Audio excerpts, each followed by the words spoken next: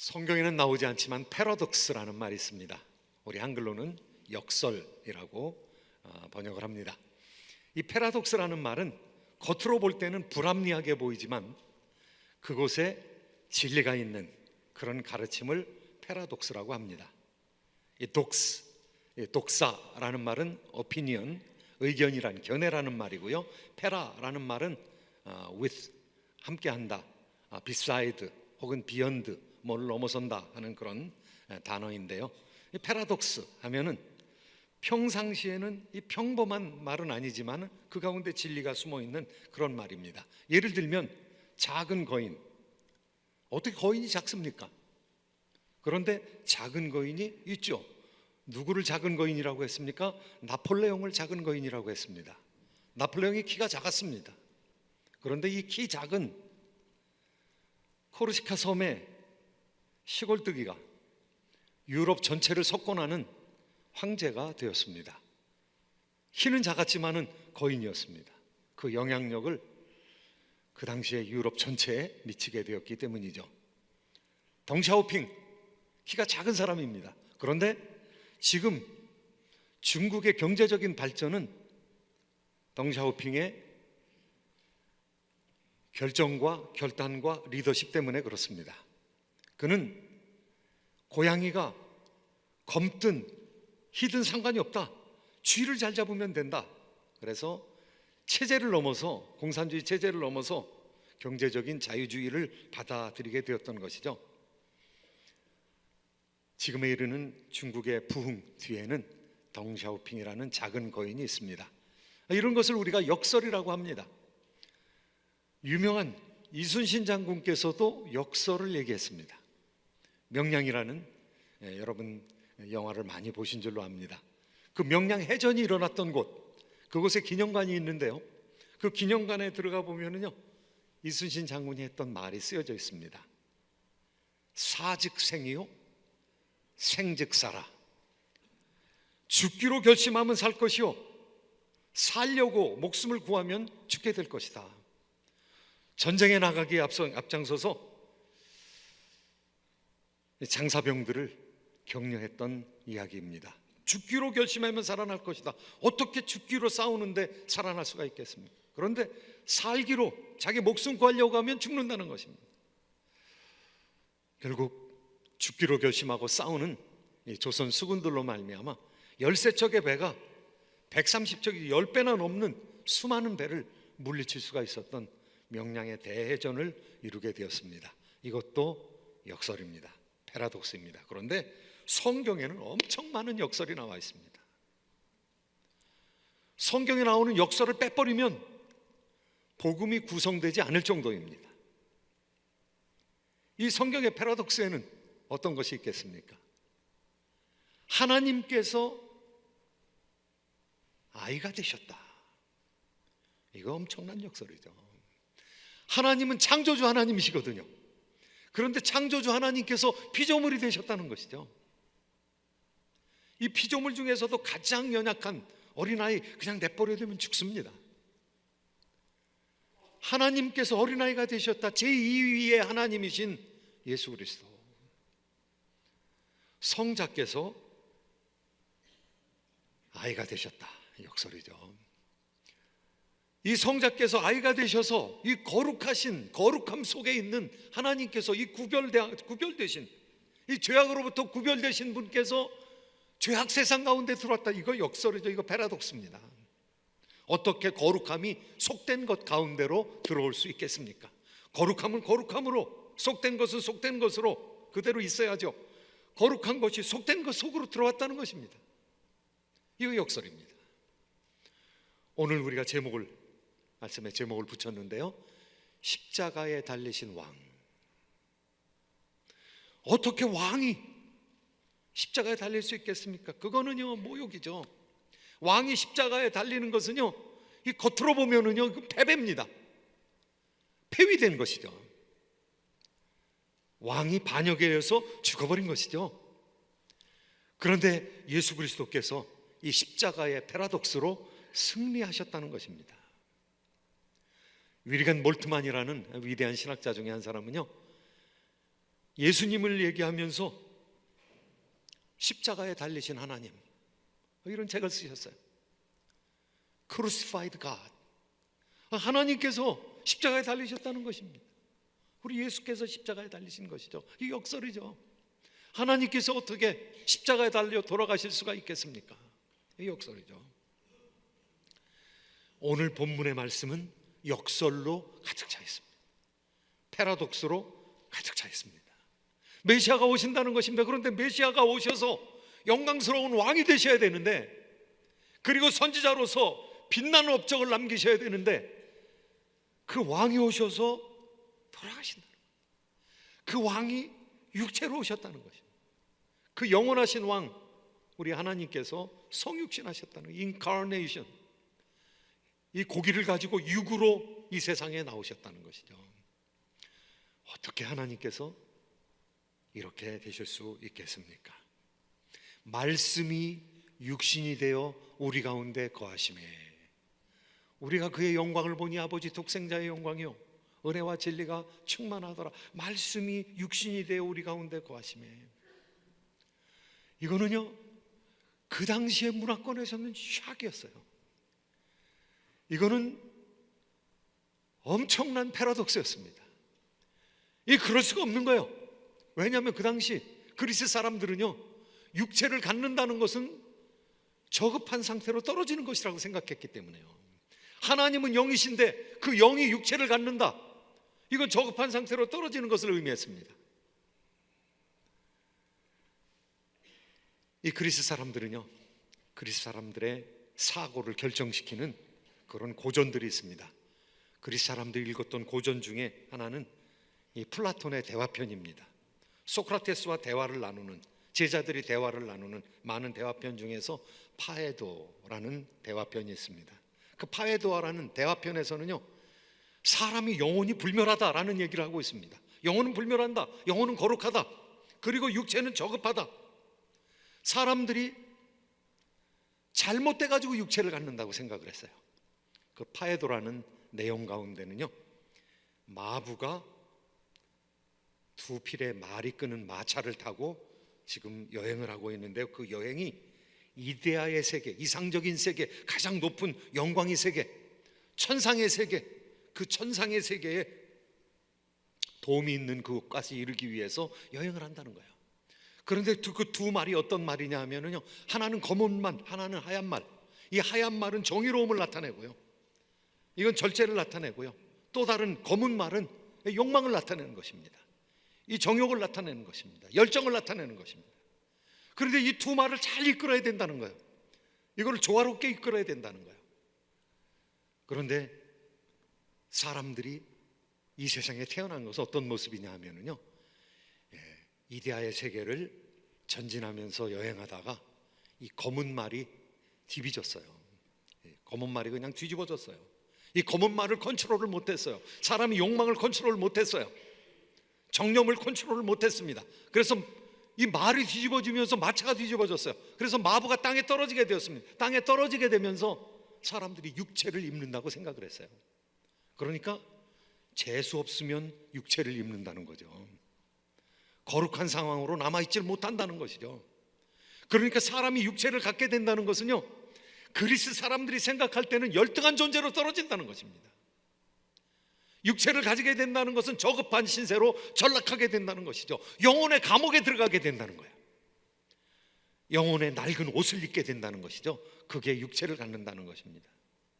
그런데 그런 세계관 속에서 살아가는 그리스 문화로 꽉 젖어 있는 사람들한테 폭탄을 던진 거죠. 말씀이 육신이 되어 우리 가운데 거하심에, 폭탄입니다. 이건 폭탄입니다. 하나님께서 육신을 입으셨다, 이거 폭탄입니다. 그 당시 사람들이 이해할 수 없는 것이죠. 그런데 하나님께서 그렇게 오셨다고 성경 기록하고 있고, 예언에 예수님이 오시기 700년 전에 하나님의 아들께서 메시아로 나시는데 볼품없이 난다는 거예요. 그냥 어린아이로 오신다는 거예요. 이게 패러독스죠. 말씀 우리 한번 같이 읽어보시도록 하겠습니다. 이사야 53장 2절 3절 말씀 함께 읽겠습니다. 시작. 그는 주 앞에서 자라나기를 연한 순 같고 마른 땅에서 나온 뿌리 같아서 고운 모양도 없고 풍채도 없은즉 우리가 보기에 흠모할 만한 아름다운 것이 없도다. 그는 멸시를 받아 사람들에게 버림받았으며 간고를 많이 겪었으며 질고를 하는 자라. 마치 사람들이 그에게서 얼굴을 가리는 것 같이 멸시를 당하였고 우리도 그를 귀히 여기지 아니하였도다. 하나님이 오셨는데 이 세상이 귀히 여기지 않았다는 거예요. 예수님을 찬찬히 뜯어보면은 무슨 고운 모양이 없었다는 거예요. 뭐 풍채도 없었다는 거예요. 뿌리가 이렇게 올라와가지고 줄기가 돼서 꽃을 피는 것처럼 그냥 보통 사람들의 모습으로 그렇게 이 세상에 오셨다는 것이죠. 이 세상에 나타난 사람 중에서 정말 왕이 될 것 같은 사람들이 있었습니다. 아니, 왕이 된 사람도 있었습니다. 사울 왕을 왕으로 세울 때 말이죠, 다른 사람보다 키가 머리 하나만큼 더 있었다고 그럽니다. 그러니까 지금으로 얘기하면 한 190, 195, 200 이렇게 가까이 되는 2m 가까이 되는 신장을 가지고 있는 사람이었던 것이죠. 그 사람은 보기만 하면 왕이다, 저 사람이 왕이 되는 게 마땅하다, 외모로 보면 그랬다는 것이죠. 그런데 그런 외모가 아니었다는 것이죠. 예수님께서 그런 외모가 아니었었다는 것이죠. 압살롬이라는 사람이 대단하게 아름다운 사람이었습니다. 잘생긴 데다가 머리카락을 길렀는데요, 그 머리카락이 숱도 많고 윤기가 나고 아름다워가지고 예루살렘 사람들이 다 반했다는 것입니다. 압살롬에게 반할 정도로 그렇게 아름다운 머리카락을 가지고 있었다는 것이죠. 그런데 예수님께서는 그런 모양과 풍채가 없었다는 것입니다. 보통 사람과 같이.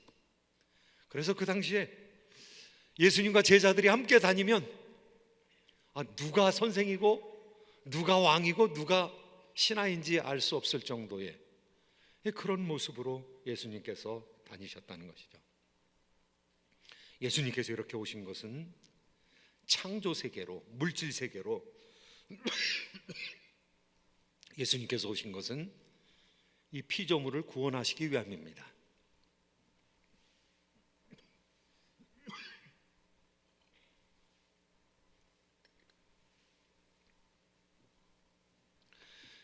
이 피조물은 죄악으로 말미암아 고통스러운 상태가 되었거든요. 가시나무와 엉겅퀴를 내게 되었거든요.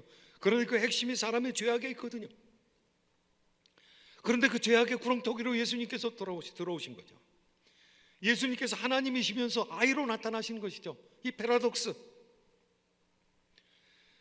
몸버리는 것을 두려워하지 아니하시고 오히려 하나님의 백성들을 세우시기 위해서, 하나님의 백성들의 구원자가 되시기 위해서, 이 세상을 변혁시키기 위해서 한 아이가 들어오신 것이죠.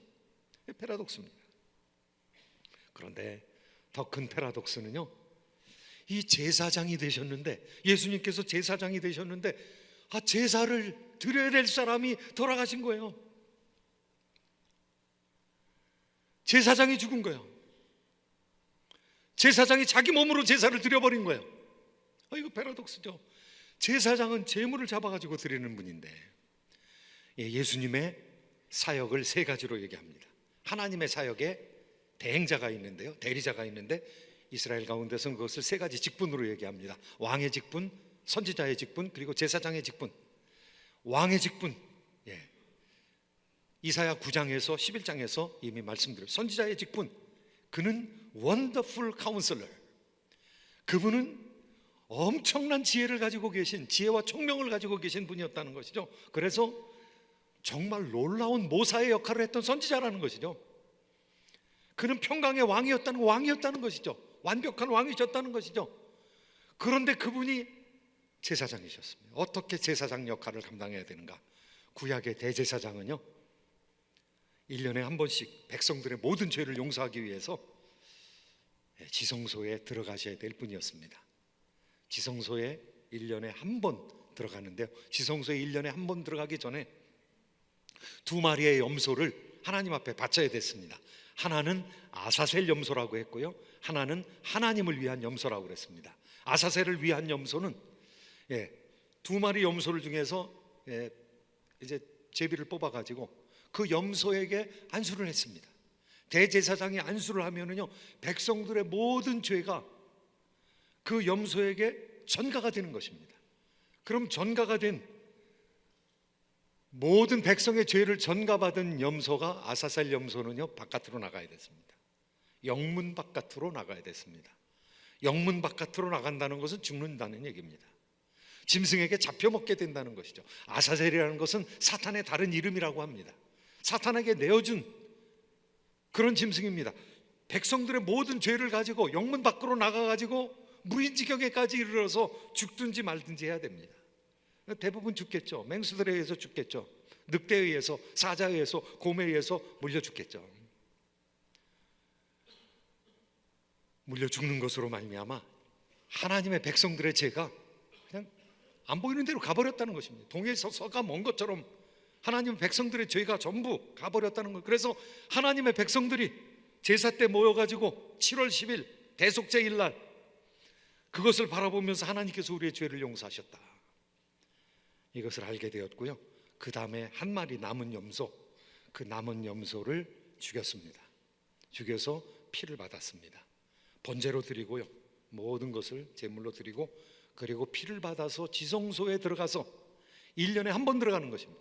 대제사장 밖에 들어갈 수 없습니다. 대제사장이 들어가서 그 피를 가지고 법궤의 속죄소, 법궤의 윗뚜껑, 그 속죄소라고 합니다. 멀시시라고 합니다.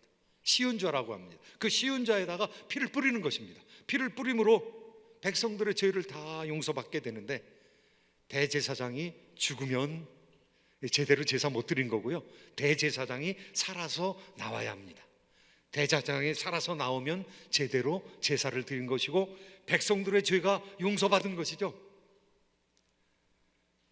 대속제일 하는 이 행사를 통해서 나타나는 것은 무엇입니까? 바로 이 두 마리 염소는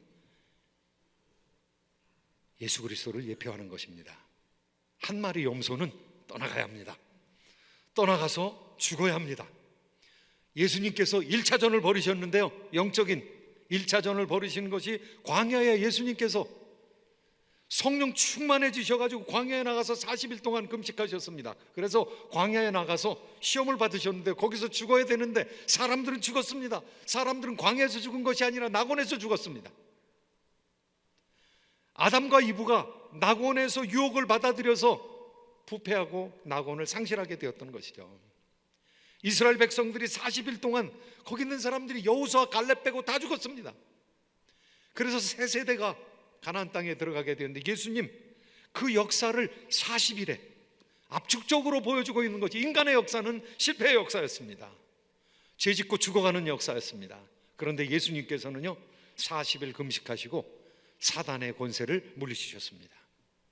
그리고 천사가 수종들게 되었습니다. 죽어야 됐는데 전쟁에 승리함으로 말미암아 이 아사셀 양이 살아나게 된 거죠. 그리고 짐승들이 함께 예수 그리스도와 같이 있었다고. 그 짐승들이 예수님을 잡아먹어야 될 존재거든요. 양을 잡아먹어야 될 존재거든요. 그러나 예수님께서 오히려 천사와 짐승들의 수종을 받았다고 성경 기록하고 있습니다. 이 회전은요 예수님 돌아가실 때 나타났습니다. 이 대제사장이 제물을 드려야 되는데 제물을 자기로 드린다는 사실을 알았던 것이죠. 사랑하는 성도 여러분, 여러분이 얼마나 존귀한 존재입니까? 여러분이 얼마나 영광스러운 존재입니까? 나는 하나님 보시기에 존귀한 자라, 나의 하나님이 나의 힘이 되셨도다. 여러분을 위해서 송아지로 제사를 드려가지고 여러분 죄가 속해지겠습니까? 얼마나 중요한 분들인데요. 양 드려가지고 되겠습니까? 비둘기 드려가지고 되겠습니까? 염소 드리고 뭐 이런 짐승 같은 걸로 되겠습니까? 그런데 하나님께서 받으시겠다고 그랬어요. 짐승을 드려서도 사람의 죄를 용서해 주시겠다고 말씀하셨어요. 그런데 정말 반드시 우리 모든 사람의 죄를 용서하시는 분이 와야 되는 것이죠. 정말 좋은 제물이 있어야 되는 것이죠. 그 좋은 제물은 바로 예수 그리스도 자신인 것이죠. 히브리서에서는요 이 예수님 자신이 자기를 드려서 영원히 단번에 제사를 드렸는데 그 제사는 하늘 성소, 이 땅의 성소가 아니라 하늘 성소였다고, 하늘의 지성소로 단번에 들어가셨다고 말씀하고 있습니다. 예수님께서 승리하신 것이죠. 예수님께서 승리하셨는데 어떻게 승리하셨는가? 십자가를 통해서. 이거 패러독스입니다. 어떻게 십자가에서 이기느냐? 다 이기는 줄 알았어요. 사탄은 이기는 줄 알았어요. 사탄이 광야에서 실패하고 난 다음에 잠시 떠났습니다.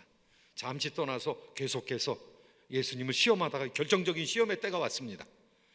그래서 가룟 유다를 배신하게 해가지고 가룟 유다에게 사탄이 충만해가지고 스승을 팔아먹고, 그리고 이 스승을 잡아가지고 죽이게 되었는데요, 그렇게 되면 사탄이 승리하는 줄 알았어요. 그런데 이게 웬일입니까? 승리한다고 했는데 그것으로 말미암아 오히려 사단이 패배에 이르는 상황이 생기게 되었습니다. 왜냐하면 예수님께서 제물이 되어 주심으로 말미암아, 제물로 돌아가심으로 말미암아 많은 백성들의 죄를 용서하는 상황에 이르게 되었거든요. 이거 패러독스입니다. 실패하는 줄 알았는데 승리한 것이죠. 죽었는데 다시 살아나게 되는 것이죠. 오늘 본문에서는 어떻게 이야기하고 있습니까? 예수님께서 완벽한 제물이 되셨다. 4절 5절 말씀, 우리 허물 때문에 예수님께서 우리의 죄를 지셨다고 말씀하고 있는데 같이 한번 읽도록 하겠습니다. 시작. 그는 실로 우리의 질고를 지고 우리의 슬픔을 당하였거늘 우리는 생각하기를 그는 징벌을 받아 하나님께 맞으며 고난을 당한다 하였노라. 그가 찔림은 우리의 허물 때문이요 그가 상함은 우리의 죄악 때문이라. 그가 징계를 받음으로 우리는 평화를 누리고 그가 채찍에 맞음으로 우리는 나음을 받았도다. 참 놀라운 은혜로운 말씀이죠. 그가 찔림은 우리의 허물 때문에, 그가 상함은 우리의 죄악 때문에, 그가 징계를 받음으로 우리는 평화를 누리고 그가 채찍에 맞음으로 우리가 나음을 입었도다. 예수님의 우리를 위한 죽음이라는 것이죠. 그러니까 진짜를 받으신 것입니다. 하나님께서. 사실상 예수님의 이 본체, 이 제사의 본체입니다. 예수님이 드려지셔야 되거든요. 예수님께서 하나님 앞에 제물로 드려져야 되거든요. 대제사장이 다른 제물을 잡는 것이 아니라 자기를 드려서 영원한 제사를 영원히 단번에 드리신 것이죠.